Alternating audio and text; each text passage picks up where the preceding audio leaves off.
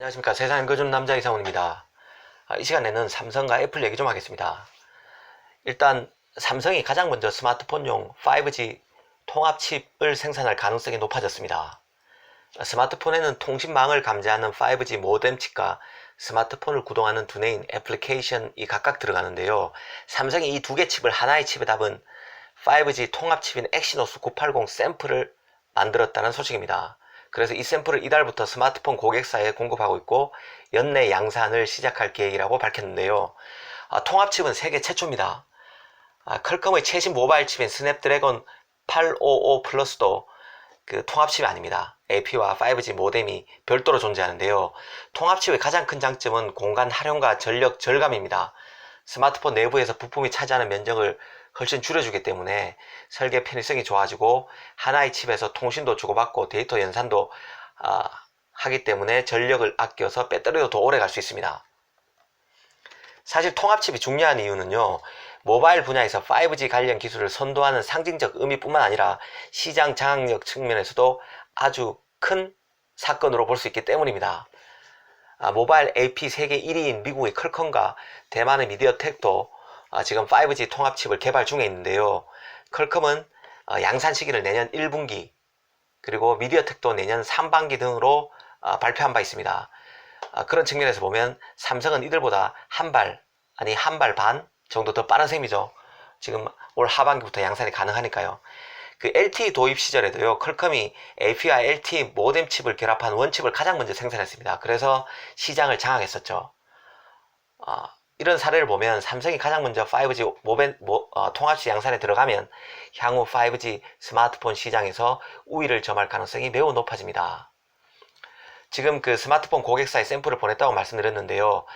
삼성전자뿐만 아니라 하웨이, 샤오미, 오포, 비보 등 중국 스마트폰 제조사들한테 지금 통합칩 샘플을 테스트 중인 것으로 알려졌습니다. 사실 이번 통합칩 양산으로 삼성전자의 시스템 반도체 개발도 더욱 탄력을 받을 가능성이 커졌습니다. 이렇게 보면 삼성이 참 대단하다는 생각이 드는데요. 항상 느끼지만 삼성은 말보다 결과, 퍼포먼스가 좋은 회사입니다. 실력자들이 되게 그렇죠.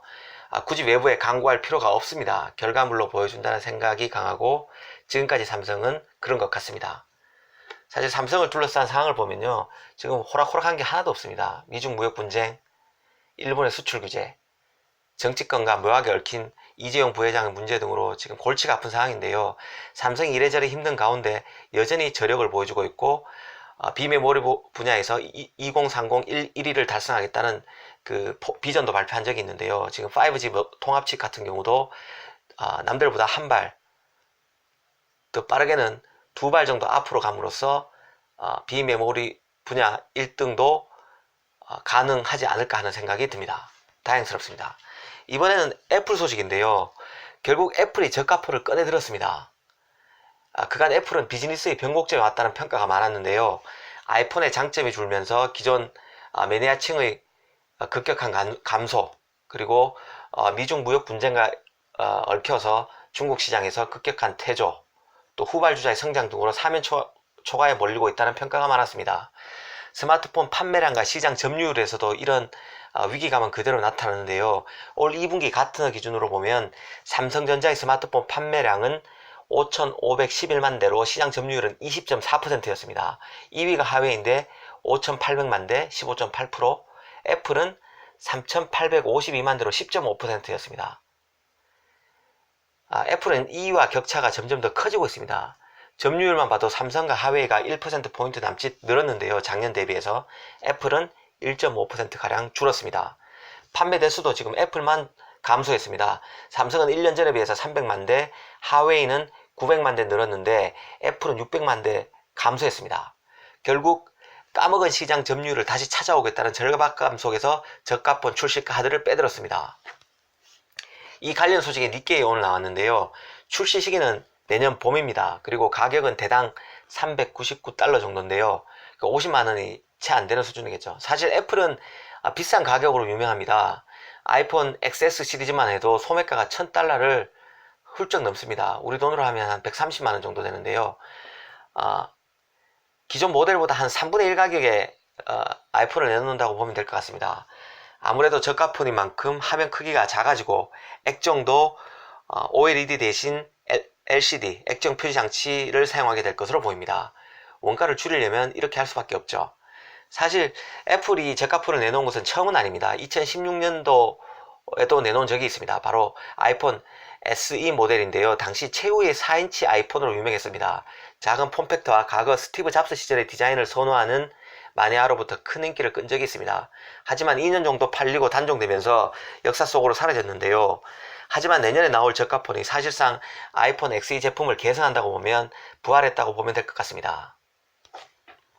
저가폰은 금방 말씀드렸듯이 스마트폰 시장의 돌파구 성격이 강하다고 보는 게 맞을 것 같습니다. 미중 갈등 격화로 중국인의 탈 아이폰 행렬이 이어지면서 현재 애플은 심각한 위기에 봉착한 상황인데요.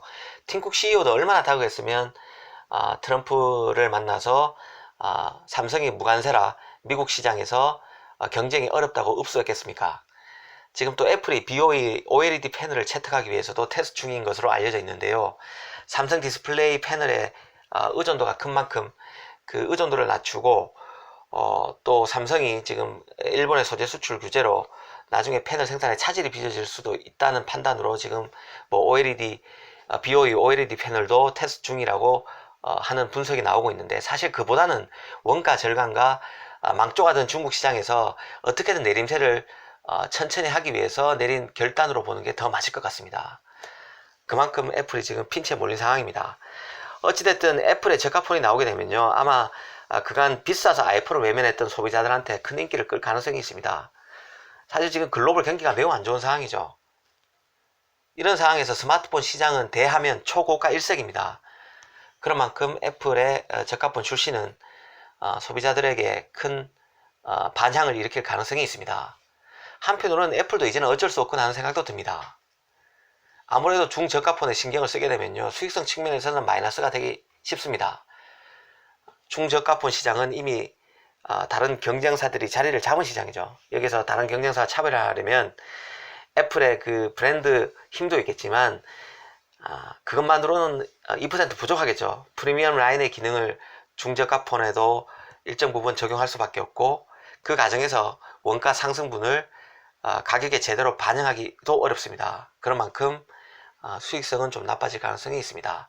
애플이 사실은 아이폰 시장에서 고전하고 있지만 웨어러블 기기에서 애플 워치 등의 웨어러블 기기에서 지금 선전하고 있어서 수익성은 그렇게 나빠지지 않았습니다.